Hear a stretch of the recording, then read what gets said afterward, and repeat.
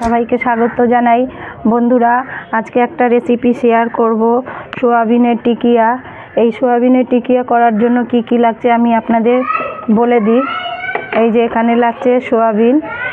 এই যে প্যাকেটে যে সোয়াবিনগুলো পাওয়া যায় সেই সোয়াবিন আমি লবণ দিয়ে সেদ্ধ করে নিয়েছিলাম। সেদ্ধ করে এটা মিক্সারে একটুখানি এরকম মোটা মোটা করে বেটে নিয়েছি।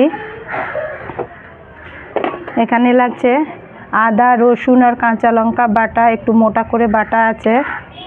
ধনেপাতা কুচি, পেঁয়াজ কুচি, এখানে বেসন, আর লাগছে এই যে আলু এরকম গ্রেট করে নিয়েছি। চলুন, আরও কিছু মশলা লাগবে, তো যখন আমি সোয়াবিন মাখবো তখন আমি সব বলে দেবো একে একে করে। চলুন তাহলে রেসিপি শুরু করা যাক। আমি এর মধ্যে এই সব দিয়ে দিচ্ছি। বন্ধুরা, আমার রেসিপি আপনাদের কেমন লাগে আমাকে কমেন্ট করে জানাবেন, আর আমার রেসিপি ভালো লাগলে আমার চ্যানেলটি সাবস্ক্রাইব করে দেবেন, আর রেসিপি একটা লাইক করে দেবেন, বন্ধু বান্ধবদের সঙ্গে শেয়ার করবেন। সব একে একে করে এর মধ্যে দিয়ে দেব।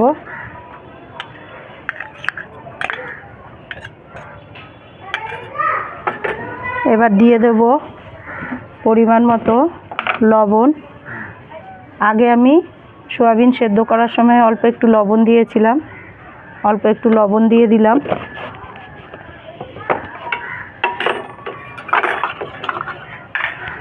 দিয়ে দিচ্ছি বেসন, এখন অল্পই দিচ্ছি, লাগলে পরে আবার দেব।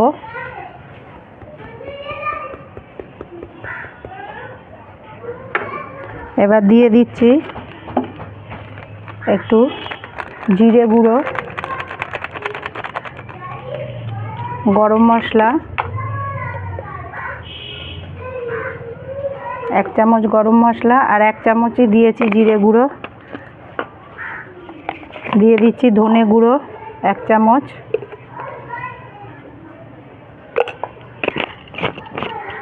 একটু হলুদ গুঁড়ো দেব, অল্প একটুখানি 1/2 চামচ মতো, আর দিয়ে দেবো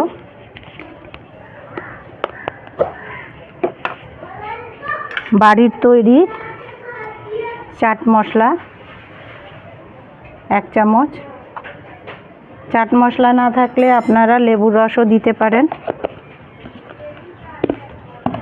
আর দিয়ে দেবো অল্প একটুখানি তেল।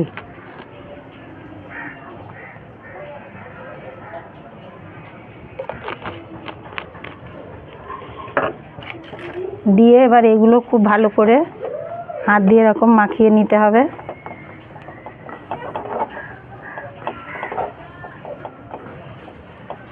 খুবই দারুণ লাগে খেতে এটা।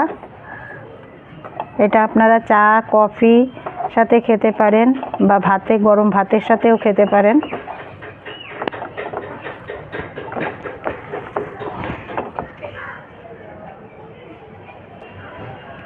দেখুন, এটা খুব সুন্দর করে মাখা হয়ে গেছে।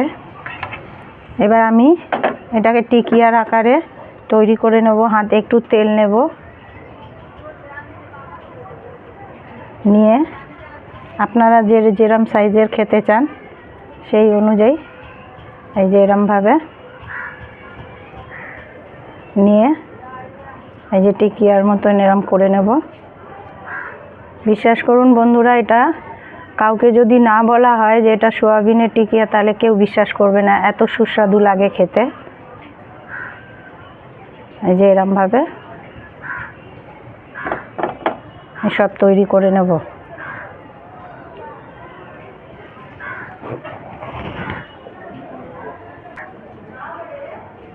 দেখুন বন্ধুরা, আমি সব টিকিয়া তৈরি করে নিয়েছি। দেখুন, 1 প্যাকেট সোয়াবিন আর একটা আলু দিয়ে এখানে কতগুলো টিকিয়া তৈরি হয়েছে। সোয়াবিনের কিমা বাজারেও কিনতে পাওয়া যায়, কিন্তু আমি বাড়িতেই তৈরি করে নিয়েছি। এবার আমি এটা সব ভেজে নেব। খুবই দারুণ লাগে খেতে বন্ধুরা, বাড়িতে অবশ্যই একবার ট্রাই করবেন, করে আমাকে জানাবেন। গরম ভাতের সাথে, চায়ের সাথে, কফির সাথে, শুধু মুখে খুবই ভালো লাগে। এবার কড়াই ফ্রাইং প্যানে দিয়ে দিচ্ছি অল্প একটুখানি তেল। আমি এখানে 1 প্যাকেট সয়াবিন নিয়েছিলাম আর একটা বড় সাইজের আলু নিয়েছিলাম। একদম মিহি যে গ্রেটারগুলো থাকে ওই গ্রেটার দিয়ে আমি আলু গ্রেট করে নিয়েছিলাম। এবার আমি এই একে একে এই টিকিয়াগুলো এরমভাবে দিয়ে দেব।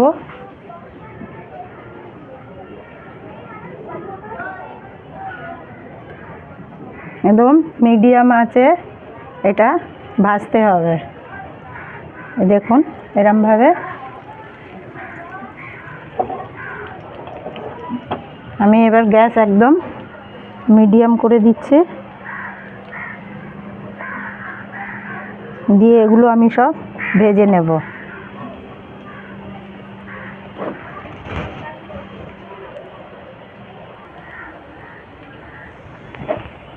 দেখুন বন্ধুরা, প্রথম ধাপে যে টিকিয়া দিয়েছিলাম ফ্রাইং প্যানে সেটা হয়ে গেছে। টিকিয়ার কালার দেখুন, দেখেই জিভে জল চলে আসবে। আমি এবার এগুলো তুলে নেব আর পরের টিকিয়াগুলো আমি সব ভেজে নেব।